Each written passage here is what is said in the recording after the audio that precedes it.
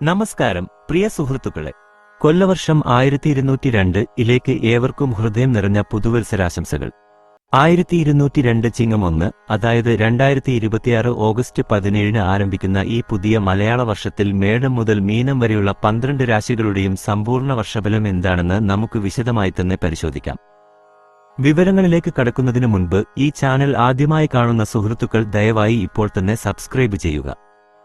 തൊട്ടടുത്തുള്ള bell icon കൂടി അമർത്തിയാൽ ഞാൻ പങ്കുവെക്കുന്ന എല്ലാ ജ്യോതിഷ വിവരങ്ങളും അപ്പോൾ തന്നെ നിങ്ങളിലേക്ക് എത്തുന്നതാണ്. വീഡിയോ ലൈക്ക് ചെയ്യാനും നിങ്ങളുടെ പ്രിയപ്പെട്ടവരിലേക്ക് ഷെയർ ചെയ്യാനും മറക്കരുത്. ആദ്യമായി മേടരാശി.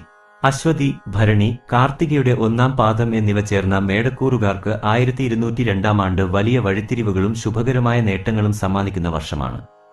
തൊഴിൽ രംഗത്തും ബിസിനസ്സിലും വലിയ ഉണർവ് അനുഭവപ്പെടും. പുതിയ ഉത്തരവാദിത്തങ്ങളും സ്ഥാനക്കയറ്റങ്ങളും തേടിയെത്തും. വരുമാനത്തിൽ ഗണ്യമായ വർധനവ് ഉണ്ടാകുമെങ്കിലും വരവിനൊപ്പം ചെലവുകളും വർദ്ധിക്കാൻ സാധ്യതയുള്ളതിനാൽ സാമ്പത്തിക കാര്യങ്ങളിൽ അല്പം കരുതൽ കാണിക്കുന്നത് നന്നായിരിക്കും. കുടുംബജീവിതം പൊതുവെ സമാധാനം നിറഞ്ഞതായിരിക്കും. ഐശ്വര്യത്തിനായി സുബ്രഹ്മണ്യ സ്വാമിയെ ഭജിക്കുന്നത് ഉത്തമമാണ്. അടുത്തതായി ഇടവരാശി. കാർത്തികയുടെ അവസാന മുക്കാൽ ഭാഗം, രോഹിണി, മകയിരത്തിന്റെ ആദ്യ പകുതി എന്നിവ ചേർന്ന ഇടവക്കൂറുകാർക്ക് വ്യക്തിപരമായും സാമ്പത്തികമായും വലിയ മുന്നേറ്റങ്ങൾ ഉണ്ടാകുന്ന കാലമാണ്.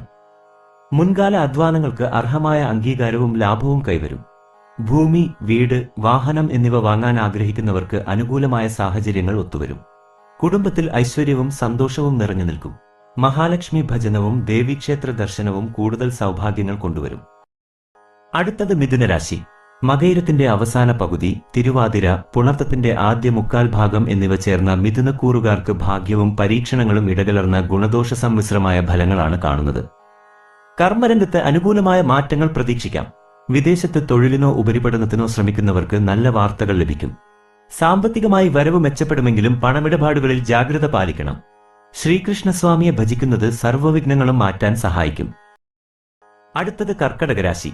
പുണർത്തത്തിന്റെ അവസാന കാൽഭാഗം, പൂയം, ആയില്യം എന്നീ നക്ഷത്രങ്ങളിൽ ജനിച്ച കർക്കടകക്കൂറുകാർക്ക് മാനസികമായ ആശ്വാസവും ദീർഘകാല പ്രശ്നങ്ങൾക്കുള്ള ശാശ്വത പരിഹാരവും ലഭിക്കുന്ന വർഷമാണ്. കഠിനാധ്വാനത്തിന് തക്കതായ പ്രതിഫലം ജോലിസ്ഥലത്ത് നിന്നും ലഭിക്കും. പുതിയ സമ്പാദ്യ പദ്ധതികൾ ആരംഭിക്കാൻ സാധിക്കും.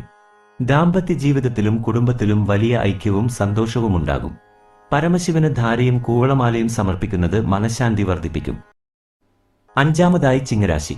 മകം, പൂരം, ഉത്രത്തിന്റെ 1-ാം പാദം എന്നിവ ചേർന്ന ചിങ്കൂറുകാർക്ക് നേതൃത്വ പാടവം പ്രകടിപ്പിക്കാനും സമൂഹത്തിൽ വലിയ സ്ഥാനമാനങ്ങൾ നേടിയെടുക്കാനും സാധിക്കും. തൊഴിൽ രംഗത്ത് പുതിയ പദവികൾ ലഭിക്കും. ബിസിനസ്സിൽ മികച്ച വളർച്ച കൈവരിക്കാനാകും. സാമ്പത്തിക സ്ഥിതിയിൽ വലിയ പുരോഗതി ദൃശ്യമാകും. മുൻകോപം നിയന്ത്രിക്കുന്നത് ബന്ധങ്ങളിൽ മാധുര്യം നിലനിർത്തും. ദിവസവും ആദിത്യഹൃദയം ജപിക്കുന്നത് സർവകാര്യ വിജയത്തിന് ഉത്തമമാണ്. ആറാമതായി കന്നിരാശി. ഉത്രത്തിന്റെ അവസാന മുക്കാൽ ഭാഗം, അത്തം, ചിത്തിരിയുടെ ആദ്യ പകുതി എന്നീ നക്ഷത്രങ്ങൾ ചേർന്ന കന്നിക്കൂറിലേക്ക് കടക്കുമ്പോൾ, പ്രിയ സുഹൃത്തുക്കളെ, നിങ്ങളിലേക്ക് ഉപകാരപ്രദമായ ഈ വിവരങ്ങൾ എത്തിക്കുന്ന നമ്മുടെ ചാനൽ ഇതുവരെ സബ്സ്ക്രൈബ് ചെയ്തിട്ടില്ല എങ്കിൽ ദയവായി ഇപ്പോൾ തന്നെ സബ്സ്ക്രൈബ് ചെയ്യുക. തൊട്ടടുത്തുള്ള ബെൽ ബട്ടൺ കൂടി എനേബിൾ ചെയ്യുമല്ലോ. കന്നിക്കൂറുകാർക്ക് ബുദ്ധിപൂർവമായ നീക്കങ്ങളിലൂടെ വലിയ നേട്ടങ്ങൾ കൈവരിക്കാൻ സാധിക്കുന്ന കാലമാണ്. മത്സരപരീക്ഷകളിലും അഭിമുഖങ്ങളിലും തിളങ്ങാൻ സാധിക്കും. പുതിയ ജോലി അന്വേഷിക്കുന്നവർക്ക് നല്ല അവസരങ്ങൾ തേടിയെത്തും. ചെലവുകൾ അല്പം നിയന്ത്രിക്കുന്നത് സാമ്പത്തിക ഭദ്രത നൽകും. ഗണപതി ഭഗവാനെ ഭജിക്കുന്നത് തടസ്സങ്ങൾ മാറാൻ സഹായിക്കും. ഏഴാമതായി തുലാം രാശി. ചിത്തിരിയുടെ അവസാന പകുതി, ചോതി, വിശാഖത്തിന്റെ ആദ്യ മുക്കാൽ ഭാഗം എന്നിവ ചേർന്ന തുലാക്കൂറുകാർക്ക് സാമ്പത്തിക ഉന്നതിയും ജീവിതത്തിൽ പുതിയ ദിശാബോധവും ഉണ്ടാകുന്ന വർഷമാണ്. വ്യാപാര വ്യവസായ മേഖലകളിൽ പ്രവർത്തിക്കുന്നവർക്ക് മികച്ച ലാഭമുണ്ടാകും. പഴയ ബാധ്യതകൾ തീർക്കാൻ സാധിക്കും. മംഗളകർമ്മങ്ങളിൽ പങ്കെടുക്കാനും കുടുംബത്തിൽ സന്തോഷം നിലനിർത്താനും കഴിയും. വെള്ളിയാഴ്ചകളിൽ ദേവീക്ഷേത്ര ദർശനം നടത്തുന്നത് ശ്രേഷ്ഠമാണ്. എട്ടാമതായി വൃശ്ചികരാശി. വിശാഖത്തിന്റെ അവസാന കാൽഭാഗം, അനിഴം, തൃക്കേട്ട എന്നീ നക്ഷത്രങ്ങളിൽ ജനിച്ച വൃശ്ചികക്കൂറുകാർക്ക് പ്രതിസന്ധികളെ അതിജീവിച്ച് ആത്മവിശ്വാസത്തോടെ മുന്നേറാൻ സാധിക്കുന്ന വർഷമാണ്. കർമ്മരംഗത്ത് നിങ്ങളുടെ പരിശ്രമങ്ങൾക്ക് അർഹമായ അംഗീകാരവും സ്ഥാനക്കയറ്റവും ലഭിക്കും. വസ്തു സംബന്ധമായ ഇടപാടുകളിൽ നേട്ടങ്ങൾ ഉണ്ടാകും. ആരോഗ്യകാര്യങ്ങളിൽ നല്ല ശ്രദ്ധ പുലർത്തുക. സുബ്രഹ്മണ്യ ഭജനം എല്ലാവിധ കാര്യവിജയങ്ങളും പ്രദാനം ചെയ്യും. ഒൻപതാമതായി ധനുരാശി. മൂലം, പൂരാടം, ഉത്രാടത്തിന്റെ 1-ാം പാദം എന്നിവ ചേർന്ന ധനുക്കൂറുകാർക്ക് ഭാഗ്യാനുഭവങ്ങളും ആത്മീയ ഉണർവും ഒരുപോലെ അനുഭവപ്പെടുന്ന നല്ലൊരു കാലമാണ്. കരിയറിൽ ദീർഘനാളായി നിലനിന്നിരുന്ന തടസ്സങ്ങൾ നീങ്ങി പുതിയ തുടക്കങ്ങൾ സാധ്യമാകും. സാമ്പത്തിക സ്ഥിതി വളരെ മെച്ചപ്പെടും. കുടുംബത്തിൽ സന്താനഭാഗ്യവും ഐശ്വര്യവും വന്നുചേരും. വ്യാഴാഴ്ചകളിൽ മഹാവിഷ്ണുവിനെ ഭജിക്കുന്നത് സൗഭാഗ്യങ്ങൾ ഇരട്ടിയാക്കും. 10-ാമതായി മകരരാശി. ഉത്രാടത്തിന്റെ അവസാന മുക്കാൽ ഭാഗം, തിരുവോണം, അവിട്ടത്തിന്റെ ആദ്യ പകുതി എന്നീ നക്ഷത്രങ്ങൾ ചേർന്ന മകരക്കൂറുകാർക്ക് അർപ്പണബോധത്തോടെയുള്ള പ്രവർത്തനങ്ങളിലൂടെ വലിയ വിജയങ്ങൾ കെട്ടിപ്പടുക്കാൻ സാധിക്കും. കർമ്മമേഖലയിൽ പുതിയ ഉത്തരവാദിത്തങ്ങൾ തേടിയെത്തും. റിയൽ എസ്റ്റേറ്റ് രംഗത്തും ബിസിനസ്സിലും മികച്ച മുന്നേറ്റമുണ്ടാകും. ഭാവിയിലേക്കുള്ള സമ്പാദ്യത്തിൽ കൂടുതൽ ശ്രദ്ധ കേന്ദ്രീകരിക്കുക. ശാസ്താവിനെ ഭജിക്കുന്നത് ദോഷശാന്തിക്ക് ഉത്തമമാണ്. 11-ാമതായി കുംഭരാശി. അവിട്ടത്തിന്റെ അവസാന പകുതി, ചതയം, പൂരുരുട്ടാതിയുടെ ആദ്യ മുക്കാൽ ഭാഗം എന്നിവ ചേർന്ന കുംഭക്കൂറുകാർക്ക് ജീവിതത്തിൽ നിർണായകമായ വലിയ മാറ്റങ്ങളും പുരോഗതിയും സമ്മാനിക്കുന്ന വർഷമാണിത്. കർമ്മരംഗത്ത് പുതിയ പ്രോജക്റ്റുകൾ വിജയകരമായി പൂർത്തിയാക്കാനും നേതൃപദവികൾ നേടാനും കഴിയും.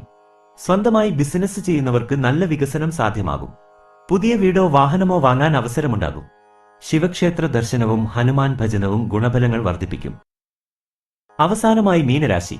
പൂരുരുട്ടാതിയുടെ അവസാന കാൽഭാഗം, ഉത്രട്ടാതി, രേവതി എന്നീ നക്ഷത്രങ്ങളിൽ ജനിച്ച മീനക്കൂറുകാർക്ക് ആഗ്രഹിച്ച കാര്യങ്ങൾ നേടിയെടുക്കാനും മനസ്സിന് വലിയ സന്തോഷം അനുഭവിക്കാനും സാധിക്കുന്ന കാലമാണ്. തൊഴിൽ രംഗത്ത് ഉയർന്ന പദവികളും ആദരവും തേടിയെത്തും. വിദേശത്ത് ജോലിക്കായി ശ്രമിക്കുന്നവർക്ക് അനുകൂലമായ വാർത്തകൾ ലഭിക്കും. ദാമ്പത്യ ജീവിതത്തിൽ സന്തോഷവും പരസ്പര ധാരണയും നിലനിൽക്കും. വ്യാഴാഴ്ചകളിൽ വിഷ്ണു ക്ഷേത്രത്തിൽ വഴിപാടുകൾ നടത്തുന്നത് സർവ്വ ഐശ്വര്യങ്ങളും പ്രദാനം ചെയ്യും. കൊല്ലവർഷം 1202-ൽ 12 രാശികളിൽ ജനിച്ച ഏവർക്കും എല്ലാവിധ ആയുരാരോഗ്യ സൗഖ്യങ്ങളും കാര്യവിജയവും സന്തോഷവും സമാധാനവും നിറഞ്ഞ ഒരു നല്ല പുതിയ വർഷം ആശംസിക്കുന്നു. ഈ വീഡിയോ നിങ്ങൾക്ക് ഉപകാരപ്രദമായി എങ്കിൽ ലൈക്ക് ചെയ്യാനും മറ്റുള്ളവരിലേക്ക് ഷെയർ ചെയ്യാനും തുടർന്നും കൃത്യമായ ജ്യോതിഷ വിവരങ്ങൾ അറിയാൻ ചാനൽ സബ്സ്ക്രൈബ് ചെയ്യാനും മറക്കരുത്. നിങ്ങളുടെ അഭിപ്രായങ്ങളും അനുഭവങ്ങളും താഴെ കമന്റായി രേഖപ്പെടുത്തുമല്ലോ. മറ്റൊരു വിശേഷവുമായി വീണ്ടും കാണാം. നന്ദി, നമസ്കാരം.